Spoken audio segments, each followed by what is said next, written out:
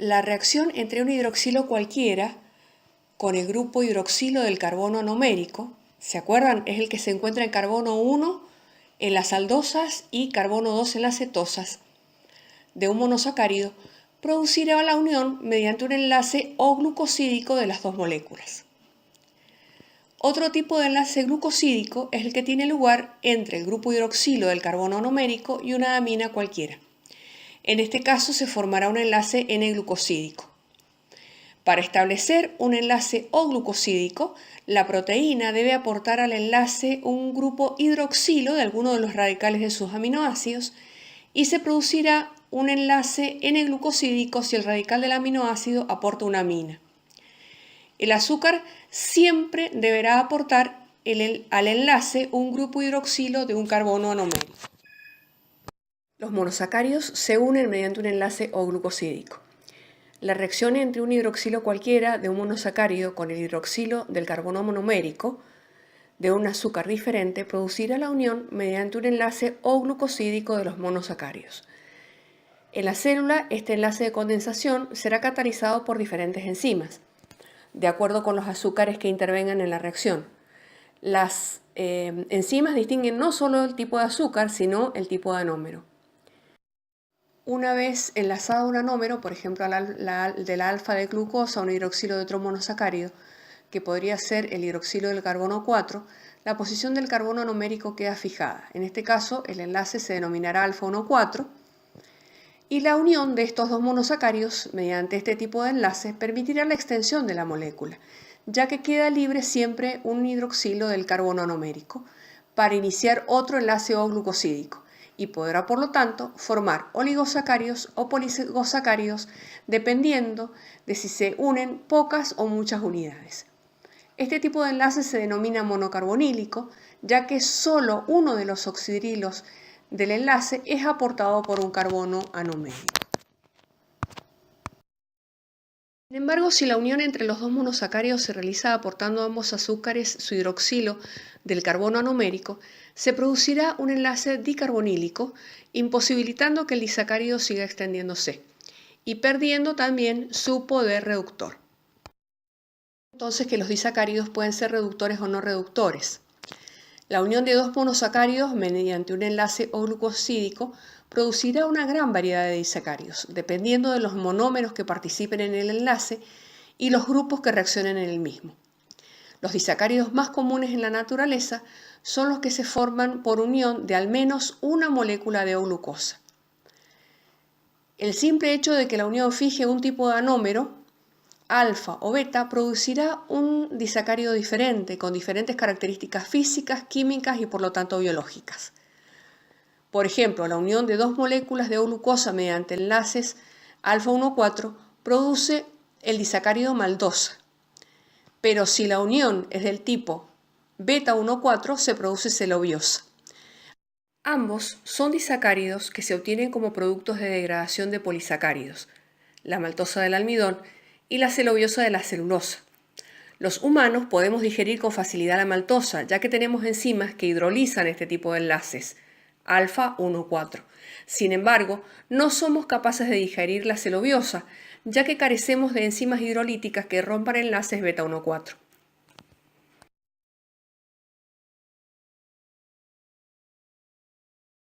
Podemos considerar entonces a los glúcidos divididos en varios grupos: las osas o monosacáridos y los óxidos. Los óxidos, a su vez, los dividimos en holócidos, formados exclusivamente por glúcidos, y los heteróxidos, que se encuentran unidos a moléculas de otra naturaleza. A su vez, los holócidos se dividen en oligosacáridos y polisacáridos, y dentro de los polisacáridos encontramos los homopolisacáridos, formados por un solo tipo de monosacárido, y los heteropolisacáridos por diferentes tipos de monosacáridos. Los oligosacáridos resultan de la asociación de 2 o 10 osas a través de un enlace glucosídico. Dentro de este grupo, los disacáridos representan el grupo más importante desde el punto de vista cuantitativo y desde el punto de vista metabólico. También son importantes los disacáridos formados por unidades monosacáridas diferentes, como son la lactosa y la sacarosa. La lactosa o azúcar de la leche está formada por uniones beta 1,4 entre galactosa y glucosa, aportando a la galactosa el carbono anómero y quedando libre el carbono anomérico de la glucosa. Es por lo tanto un azúcar reductor, como la maltosa y la celobiosa. En todos estos casos, el enlace que se ha formado es o glucosídico o monocarbonílico. El disacárido más abundante en la naturaleza es la sacarosa, formada por la unión entre la glucosa y la fructosa mediante un enlace alfa 1,2, es decir, ambos azúcares aportan el enlace los carbonos anoméricos, formando un enlace dicarbonílico. Queda en consecuencia el disacárido sin poder reductor o azúcar no reductor. La sacarosa es la forma en que los hidratos de carbono son transportados por las plantas y nos resulta familiar ya que es el azúcar de mesa común. La mayor parte de los carbohidratos de la naturaleza se encuentra como polisacáridos, que también son conocidos como poliócidos, poliolócidos o glucanos. Al igual que los oligosacáridos, son holócidos formados únicamente por la condensación de monosacáridos, pero en este caso es un número superior a 10. Los polisacáridos pueden estar formados por la condensación de varias moléculas de un mismo monosacárido, en cuyo caso se denominan homopolisacáridos, o bien por la condensación de más de un tipo de monosacárido, en cuyo caso reciben la denominación de heteropolisacáridos. Ambos grupos tienen funciones bastante definidas. Los polímeros de glucosa con enlaces tipo alfa son la reserva energética de los organismos. La principal manera que tienen los organismos de almacenar la glucosa cuando no la necesitan es crear grandes polímeros que se acumulan en forma de gránulos en el interior de las células. Las plantas la almacenan en forma de almidón y los animales en forma de glucógeno. Las bacterias y levaduras también almacenan glucosa en diferentes polisacáridos denominados dextranos. El almidón está formado por dos polímeros, la amilosa y la amilopectina. La amilosa es un polímero lineal de glucosas unidas por enlaces alfa 1,4. La amilopectina, mientras tanto, está ramificada. En este caso, las glucosas están unidas también por enlaces alfa 1,4, pero aparecen ramificaciones cada 24 o 30 residuos y la ramificación se produce por la posibilidad de una glucosa de establecer mediante un enlace alfa 1,6 otro enlace glucosídico con una cadena de glucosas. La mayoría de las células vegetales sintetizan almidón, que se almacena en gránulos, pero es esencialmente abundante en los tubérculos, arroz y semillas. El glucógeno es el polisacárido de reserva principal de las células animales. Está muy ramificado, cada 8 a 12 residuos de glucosas unidas por enlaces alfa 1,4 aparece una ramificación mediante enlaces alfa 1,6. Esto hace que sea más compacto que el almidón. Tiene una masa molecular muy alta, puede alcanzar varios millones, se almacena principalmente en el hígado y en el músculo en forma de gránulos, donde se acumulan varias moléculas individuales de gran tamaño. Cada rama tiene un extremo no reductor, sin embargo, cada molécula completa de glucógeno solo presenta un único extremo reductor. Las enzimas que se encargan de eliminar las moléculas de glucosa desde los extremos no reductores pueden trabajar en conjunto, haciendo que la obtención de glucosa a partir del glucógeno cuando la célula lo requiere sea muy rápida. Una gran ventaja de almacenar glucosa en forma de glucógeno es que de esta forma molecular tiene una osmolaridad muy reducida.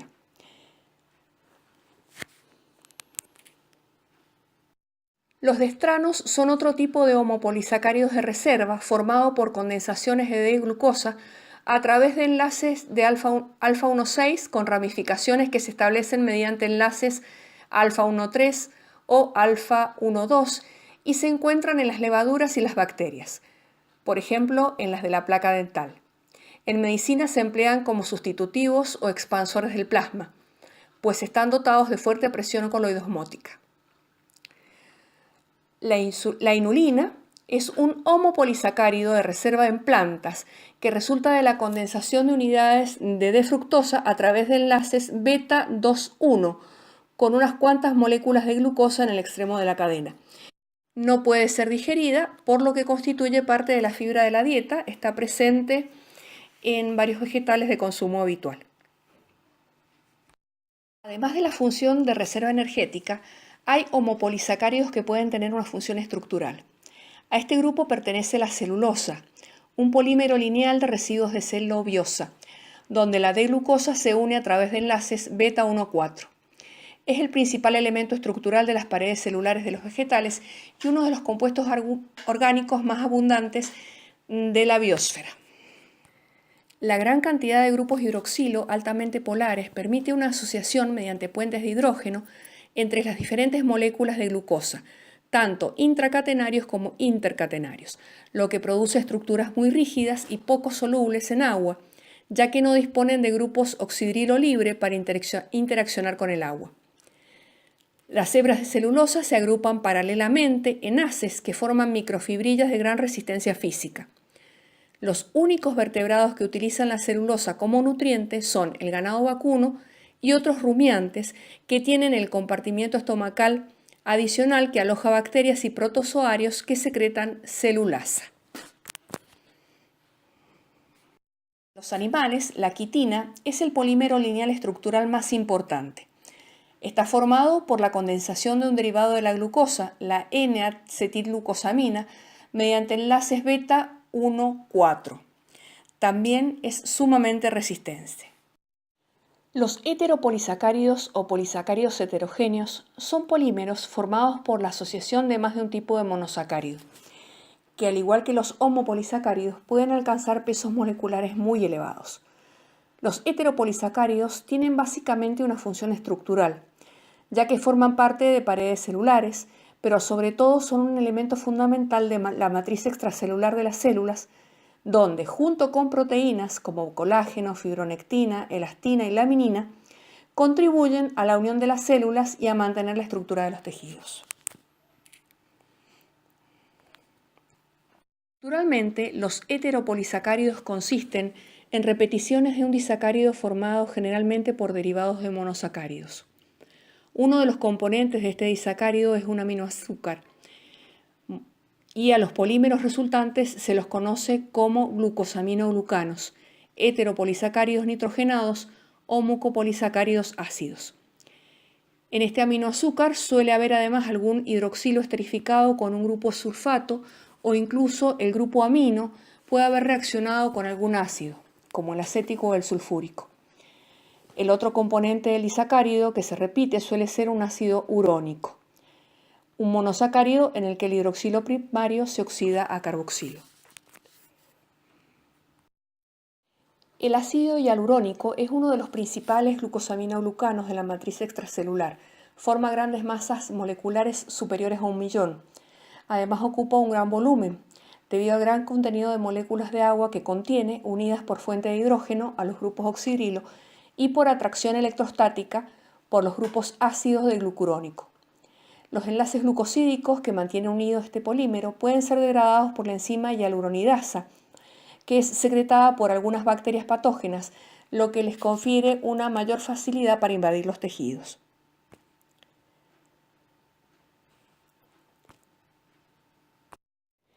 El condroitinsulfato es un glucosaminoglucano sulfatado compuesto por una cadena de disacáridos de N-acetilgalactosamina y N-ácido glucurónico alternados. El condroitinsulfato se encuentra habitualmente asociado a proteínas, constituyendo agregados de alto peso molecular, denominados proteoglicanos.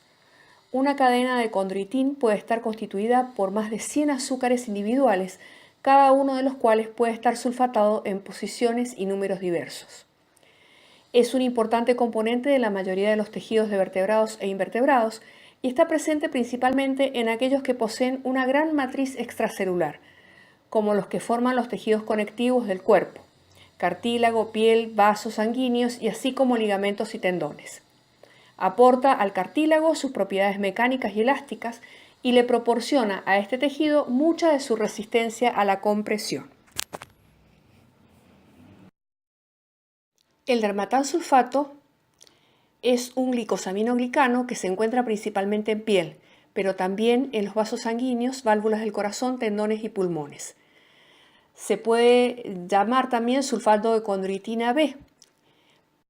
Es un polisacárido largo, sin ramificaciones y contiene repeticiones de una unidad de disacáridos. Las unidades de disacáridos contienen azúcares modificados, N-acetilgalactosamina y ácido urónico. El hiduronato in vivo se asocia con proteínas estructurales, además de ser un catión asociado con sodio, potasio, magnesio o más a menudo con aniones de calcio. Son moléculas negativamente cargadas con una conformación extendida que brinda alta viscosidad a una solución. El heparansulfato es un polisacárido lineal que se encuentra en todos los tejidos animales. Aparece como un proteoglicano en el cual 2 o 3 cadenas de heparansulfato se encuentran adosadas en cercana proximidad a las proteínas de la superficie celular o a las de la matriz extracelular. Es en esta forma que los heparansulfatos se unen a una gran variedad de proteínas y regulan una amplia variedad de actividades biológicas, incluyendo procesos de desarrollo, amniogénesis, coagulación de la sangre, y estaría involucrado en la metástasis tumoral. Los heparansulfatos son miembros de la familia de carbohidratos de los glicosaminoglicanos y se encuentran muy estrechamente relacionados con la heparina en cuanto a su estructura. Ambos consisten en una repetición de una unidad disacárida con un grado variable de sulfatación. La unidad disacárida más común que aparece en los heparansulfatos se encuentra compuesta de un ácido glucurónico unido a una N-acetilglucosamina, que típicamente forma el 50% del total de las unidades del disacárido. La heparina, un glicosaminoglicano muy sulfatado, se utiliza ampliamente como anticoagulante inyectable y tiene la densidad de carga más alta conocida de todas las biomoléculas. También se puede utilizar para formar una superficie interior anticoagulante en diversos dispositivos experimentales y médicos, tales como tubos de ensayos y máquinas de diálisis renal. En la naturaleza, la heparina es un polímero con una cadena de tamaño variable. La estructura de los principales glucosaminoglicanos se diferencia en la composición tanto del aminoazúcar como del ácido urónico, en los enlaces entre ambos y en el número de repeticiones del disacárido. La presencia de grupos ácidos hace que en condiciones de pH fisiológico los glucosaminoglicanos tengan una elevada cantidad de cargas negativas que explican muchas de las propiedades de estas moléculas. Por un lado, para reducir las repulsiones electrostáticas que aparecen entre ellas, las cadenas de carbohidratos tienden a separarse, dando lugar a estructuras muy extendidas. Por otro lado, las cargas negativas permiten además la interacción de estos heteropolisacáridos con moléculas de agua y con cationes que al quedar retenidos contribuyen a formar soluciones muy viscosas y resistentes, que constituyen la sustancia base de los tejidos conectivos. Hay otros heteropolisacáridos en cuya estructura no está presente ningún aminoazúcar y que por lo tanto se conocen como heteropolisacáridos no nitrogenados. Entre ellos se encuentra el agar, formado por agarosa y agaropectina. Es frecuente encontrar carbohidratos que se encuentran asociados a moléculas de naturaleza no glucídica, conocida como aglucona, dando lugar a heterócidos o glucoconjugados. La unión entre el carbohidrato y la glucona es una unión estable, pero no necesariamente de tipo covalente. Las estructuras formadas por los carbohidratos y proteínas se conocen como proteoconjugados, que a su vez, dependiendo de cuál sea la proporción entre ambas moléculas, se conocen como proteoglucanos si la fracción glucídica representa la mayor parte de la molécula, o como glucoproteínas si predomina la parte proteica. Pero esta no es la única diferencia entre ambos heterócidos. En los proteoglucanos, los carbohidratos que representan el 95% del peso seco de la molécula son cadenas de glucosaminoglucanos, bien del mismo o diferente tipo, unidas a una proteína de anclaje. La unión del glucosaminoglucano a la proteína suele hacerse a través de un disacárido, galactosa-galactosa-cilulosa, que actúa como puente entre ambos. Debido a su azúcar constituyente, los proteoglucanos se localizan en la matriz extracelular de los tejidos y conservan las mismas características que los heteropolisacáridos que los forman, es decir, volumen, viscosidad, resistencia, retención de cationes. Y es por ello que una de las principales funciones de los proteoglucanos es proporcionar soporte estructural a los tejidos, en especial al cartílago y al tejido conectivo, donde forman una red gelatinosa en la que se encuentran incluidas fibras de colágeno de gran resistencia a la torsión y al choque.